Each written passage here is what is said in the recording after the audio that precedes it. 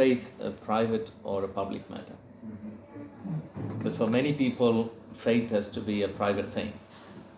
I'll just give you, as Marcus said, I have a lot of examples, but I want to share just a few examples to highlight this. When I was a little boy, my father often told me, he mentioned this, Benji, if your faith does not reflect in your lifestyle, behavior, and character, your faith is useless. So that I grew up with that kind of a mindset, faith affecting all of life and not just a private thing. So when we started our ministry among the ambassadors in Geneva for the diplomats, the first thing I told the Lord, please show me the problems. I didn't ask the Lord to open the doors. I did pray for open doors, but I said, what is the problem of this community? So there are three things systematically the Lord showed. One is among the Christians, that means not just the community itself, but among the believers working with this community, whether it's a Christian ambassador or a diplomat or whomsoever. So I came across three kinds of groups of Christians. One is one group of Christians are disconnected, the other one is disoriented, and the third one is the kingdom leaders. I'll just explain that a little bit to you. Okay, imagine that you all had coffee. Some of you had different things, but you go to work and you prepare coffee and then you just put some milk and some sugar. And then you decide, no, I need to take the sugar away. I hope you're not doing that. When you mix everything, you just mix it and then you drink it. Faith cannot be separated from your life because faith is an integral part of our life. It provides a platform for worldview in which how you live and respond and work and act, everything. You can't have a private life and a public life. It's a very sad reality if you have the dualistic mindset in separating faith. Faith and what we believe is an integral part of everything that flows out of it. So the first group of people that I encountered is one of the senior leaders. I don't want to tell which country and all, but I came across a lady who was a very senior diplomat. Her husband was in a very high position as a minister in another country. And I told the kind of work that we do, she was very excited about it. And then she said, I want to tell you something that happened some weeks ago. This was in 2008. She was my second contact at the United Nations.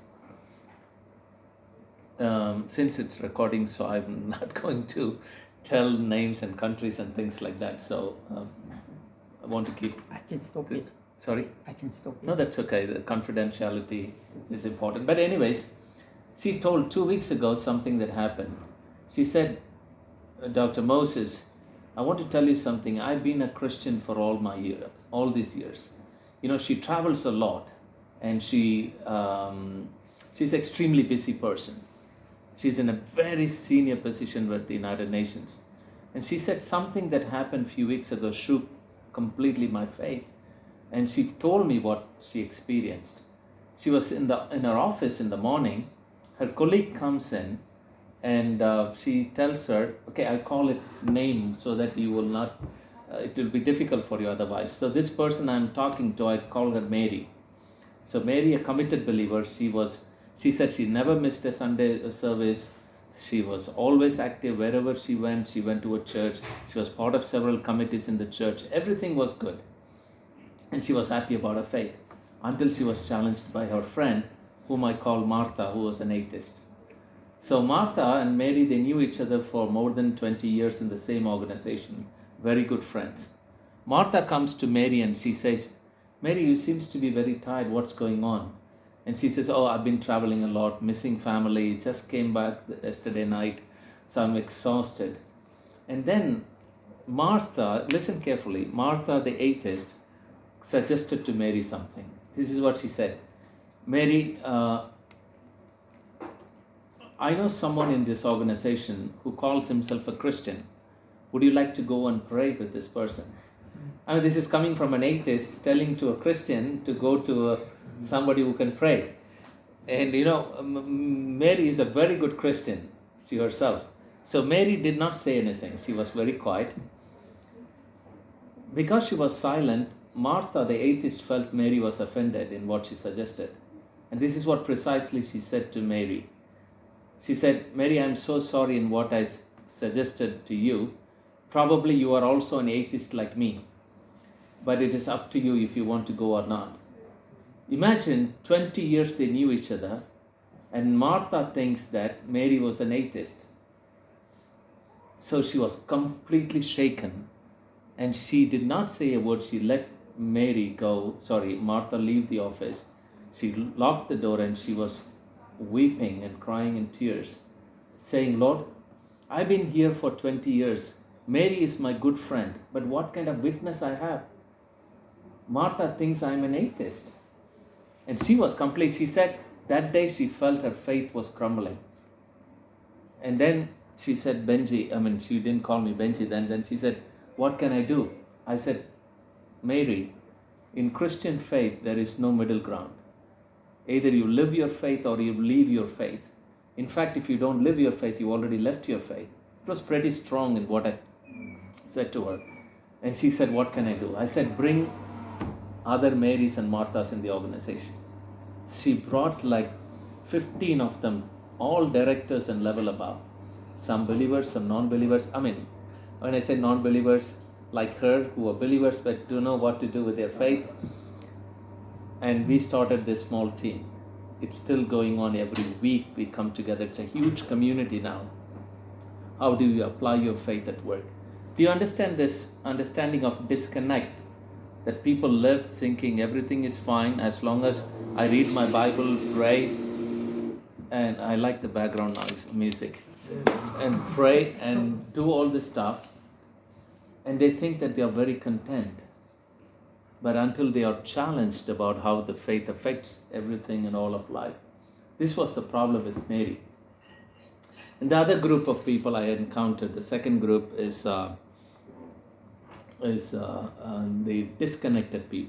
disoriented. They are very good Christians, on fire.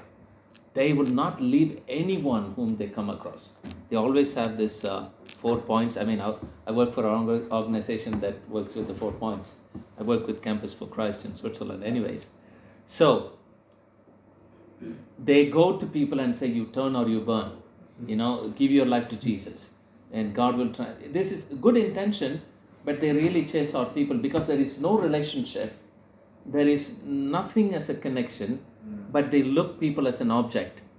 Somehow, everything works like miraculously happen. I do believe in sharing the gospel, absolutely. But these people would never have any personal relationship because for them they are worldly and I need to be pure. My job is to tell the gospel and walk away. And these people are never respected completely. They have good intentions. I'm not doubting their intentions, but I tell you this story. I have already told you, but I can tell this. There is a story about an Indian butcher who gave his life to Jesus Christ. In India, the butcheries are not like in Switzerland. Here in the shopping center, you go and buy meat. In India, in the street corners, they kill the animal right in front of you, and it's really bloody, and you can really see where the meat comes from and how the animal dies. So the guy who gave his life to Christ is a huge guy with a big mustache and a very fearsome look. He decided he will tell gospel to everyone who comes to buy the meat every day. Not a single soul he will miss. So he did share the gospel, and then in few months' time he saw that some people who were regular customers are not coming. So he was wondering what is the problem. And then his concern was not that his meat was not selling, but it was he couldn't share the gospel with people. So he was, one fine day, he just waiting for people to come. Nobody came. He killed a goat and freshly, and then he was just waiting. Lord, please send somebody to buy meat and I can share the gospel. And the elderly lady walks in. And this guy, he was full of blood in his hand. He had a big butcher's knife in his hand, so he was sharpening it. And he looked at the lady and he said, lady, if you die today, where will you go? And she saw, she was absolutely frightened. In his hand he had the sword and everything and full of blood. And she slowly backed off and she ran for her life.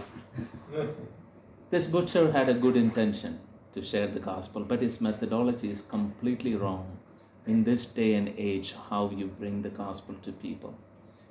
We need to present the gospel through words and deeds. Both are essential, but building trust through relationship is very, very, very important.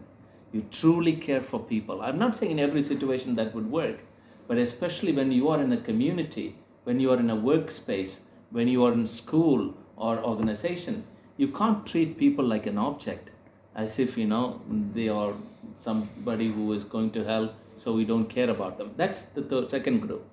And the third group is the kingdom leaders. I have a lot of stories to talk about the kingdom leaders. They are truly who knows how to engage their faith in relevant ways. There is a guy whom we know very well. He's from the country Malawi. He worked here for the United Nations in a very senior. Of course, when he started as an accountant to work at one of the UN agencies. The very first few days of his work, he saw something was going wrong. When he turned the books, accounting books, he saw a huge amount of money was going into the private accounts of some of the top leaders of the organization. This is in Switzerland. And so he went to his boss and said, I found this thing. Because he saw a check on the floor and then it was marked with whitener, and he just saw through the light it was a huge amount which was kind of hidden, and that's how he found it. And he went to his boss. His boss said, listen, this is happening for a long time. You just know how difficult it was for you to get into this office to work. If you try to do something, you will lose your job. But he, as a believer, he said, I'm a Christian. I stand for integrity and truth. So what he did was, he did not stop. But then 2 years, nothing happening. It was like going against the wall. But finally, one fine day, it was exposed.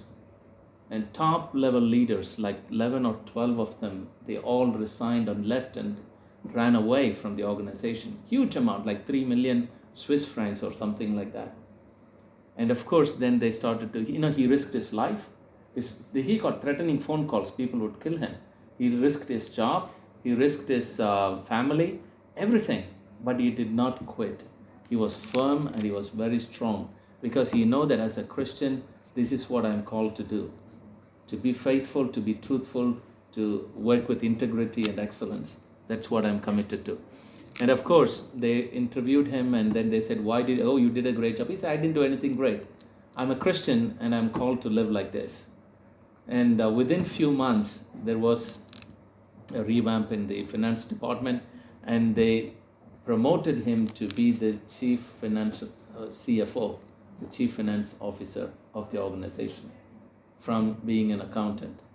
And God made him to bring a lot of changes within the organization. Everybody knew without him preaching that he was a Christian. They go to him for counseling, they go to him for prayer and all those things.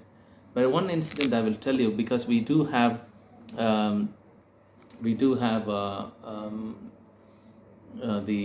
the weekly prayer Bible study group for the diplomats. So he is one of our leaders. So once we had lunch together, and after lunch he left, we both. And there was a gentleman who came to me and he said, oh, do you know this gentleman with whom you had lunch? I said, of course, he's a good friend of mine. Why do you ask? He said, he's an amazing man.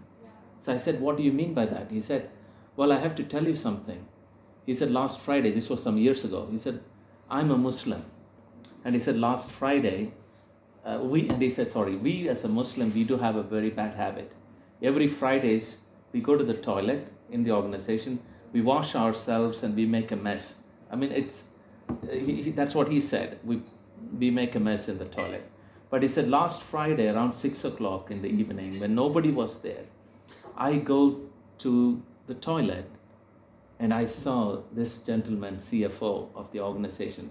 He was picking up and cleaning all the tissue papers and putting it in the waste bin. Wow. He was deeply moved. Why would he do that? And then he said, I may not share the same faith like this as him, but I respect this man's faith. I respect this man's God. That's what exactly he said. So our life reflects, and our faith should reflect in everything we do. Not just going and saying something, but also in how we engage and reflect Jesus in everything we do. So I have two things to share quickly, and of course from the Bible. How did God's people, because sometimes people think faith is something blind, just you walk on waters and suddenly magic things appear and angels flying everywhere, and then all those things happen. It's it's both the sovereignty of God and our responsibility, how it goes hand in hand. Hebrews chapter 11 talks about the heroes of faith. And I think I like it. This gentleman, Collins Newman, in his book, he talks about how faith looks like. He talks about how true faith in action looks like. And he says how faith put in action, and he compares all these heroes of faith and how did they do it. So I could quickly read it so you know it. So for example, Noah. He says Noah built the ark by faith. You see, by faith. But he used measurements.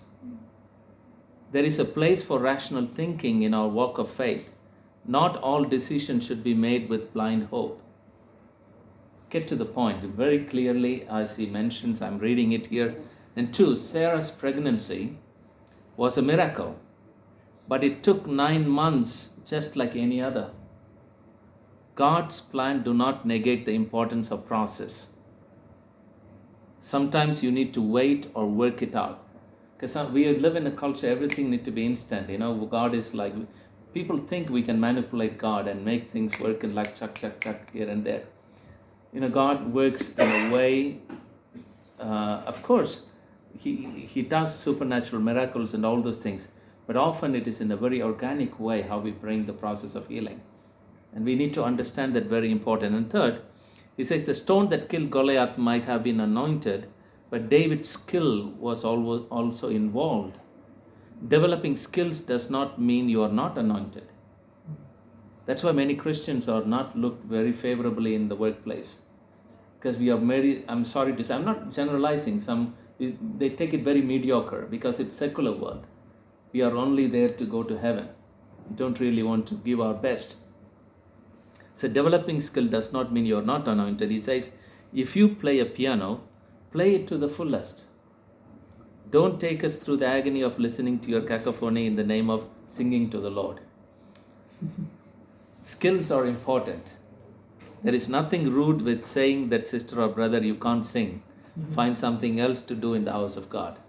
It's true. We need to give our best. Esther received favor to become queen, but she also bathed and prepared her appearance. So preparation is key to become fit for the occasion. Get knowledge, go to school, stop blaming autocorrect.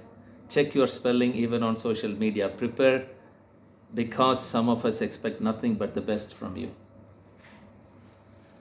The promised land was full of milk and honey, but they also had to plow, feed cattle, and take care of sheep.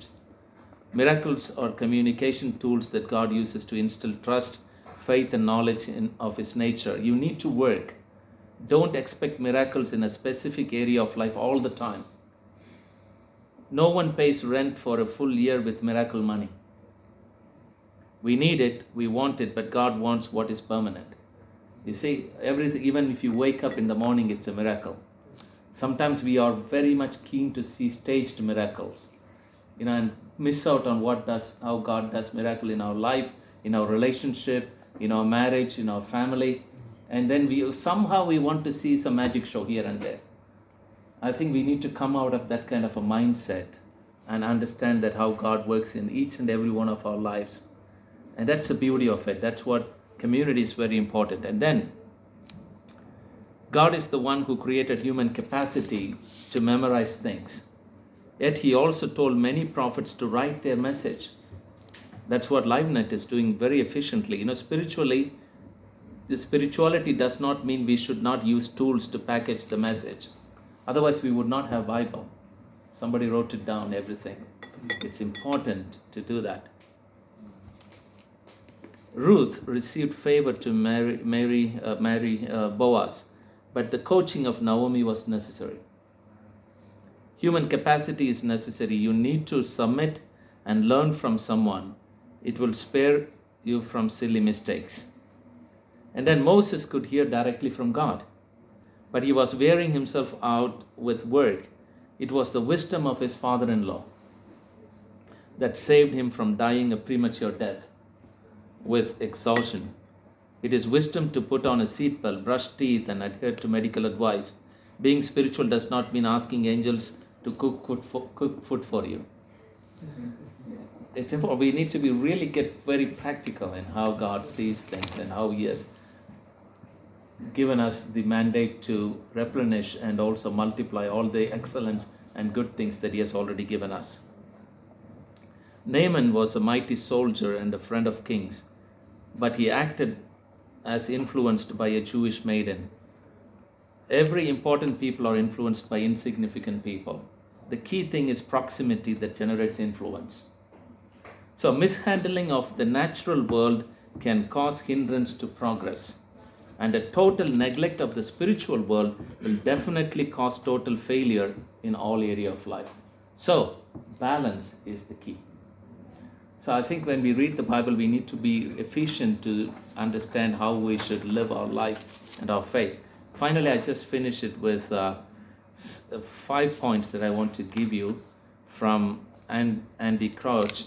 In his book, he suggests a number of practical ways to creatively make a powerful impact on our current culture. The first one, he says, stay closely connected to God through spiritual disciplines. Spiritual disciplines are essential. Tap into gospel power to transform culture. The point emphasizes that the importance of maintaining a close relationship with God through spiritual disciplines such as prayer, Bible study, fellowship with others, believers, and by doing so, individuals can tap into the transformative power of the gospel to make a positive impact on the culture. A practical lesson from this point would be to prioritize spending time with God each day through intentional spiritual practices, seeking to deepen your understanding of the gospel and how it can influence your work in the world. So spiritual discipline is important. Spirituality, some people misunderstand this both. We are a spiritual being, that's all of life, our body, mind, and soul.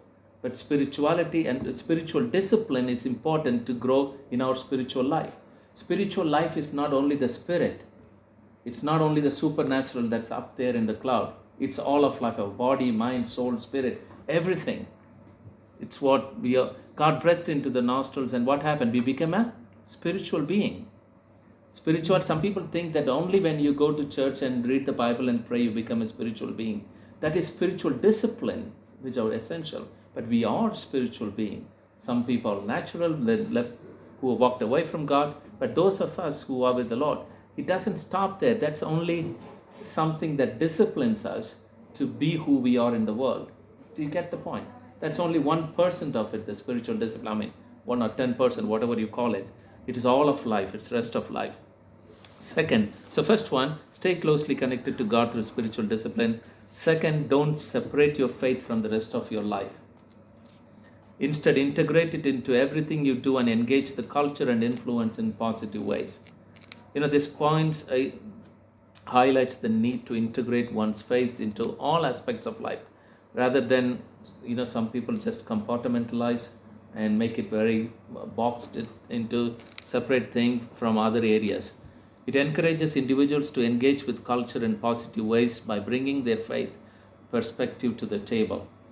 A practical lesson from this point would be to intentionally look for opportunities and incorporate your faith into your daily work and interaction with others, seeking to influence culture in positive ways through your action and words. People should see Christ in us, the hope of glory, and why we are different. We are called to do things with excellence, walk the extra mile, walk the narrow way, do all these things. That's what kingdom citizens, they do. Not to be mediocre and second-class citizens. You see, we have sadly many Christians, that's why don't come up into high positions, because they think it's a worldly thing. And their job is to be in the committee, in the church and all those things, but not so much so in the world. But God, we need people in high positions to make an influence for Jesus Christ. And third, dare to take risks by willing to do things that make the world a better place. taking risk and being willing to step out of our comfort zone in order to make a positive impact in the world.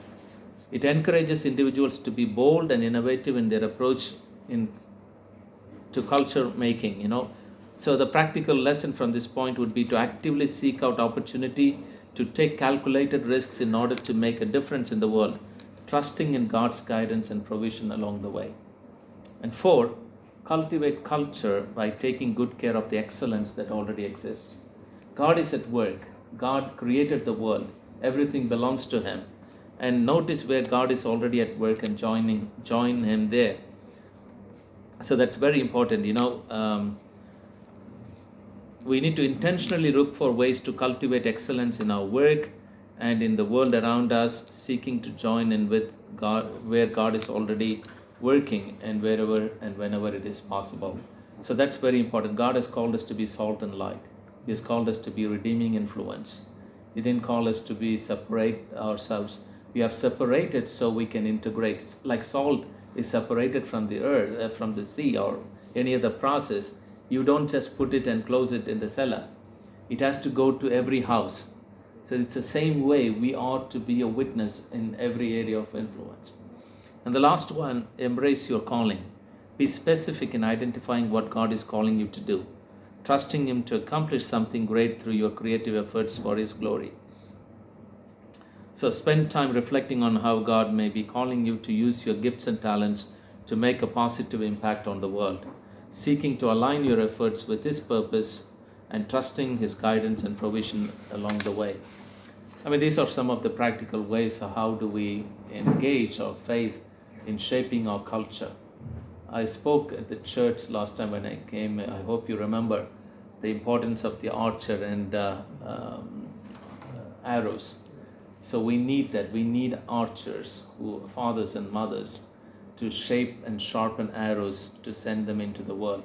And the very purpose of sharpening arrows is to shoot them, to hit the bullseye. And Psalm 127 says that very clearly. Where do you shoot your arrows? The target. Where do you shoot your arrows? According to that psalm. Oftentimes we shape our children to shoot them in the church. That's the main focus. I'm not, don't get me wrong, I'm talking from the Bible. It's not church bashing here. I'm just saying things as the Bible says. Where do we have to shoot our arrows? The last verse says it very clearly. We are shaping our arrows. God has given us archers and arrows. Arrows are to be sharpened, shaped, and to be shot. Where do you shoot them? And it says the last verse, when they encounter the enemies at the city gate, they will not be put to shame. And the city gates were the parliament of our times, where decisions were made, policies were made. And that's where the Bible tells to shoot our children as our generation to these places to shape culture, mindset, values, and so that we can enjoy, our generations to come can prosper and enjoy. By withdrawing from these places, as I said this morning, we only make a big gap and creating darkness to set in, and then the values of the world comes into every area of life. So we can't just withdraw and be happy and think everything will. It's like ostrich burying its head under the sand and thinks the whole world is okay, everything is fine around. So we will be eaten. One last story if you have time, otherwise I'm not going to. That's why it's important to share our faith. This story I have told you before, but I can tell more I think I have already told this story, so maybe I don't want to repeat this. The Father's Day story about the talking bird. Do you remember? Yeah. So, okay, that's the story. It's a simple story of the Father's Day was coming, and there were 3 sons, and the mother was Mother's Day, and the mother was very old, and these 3 boys, the men, decided to give gifts for the mother. And the first one sent, he gave a big check for a huge amount of money to buy a big house. The second one sent a Ferrari car for the mother. The third one sent a bird, the talking bird, a special bird. So, the bird was very special because the bird, he paid a lot of money for the bird. The bird has memorized all the Bible verses. It can sing all the gospel songs. So anything you tell the bird, it will immediately recite. You tell Philippians chapter 4 and it says, rejoice in the Lord always.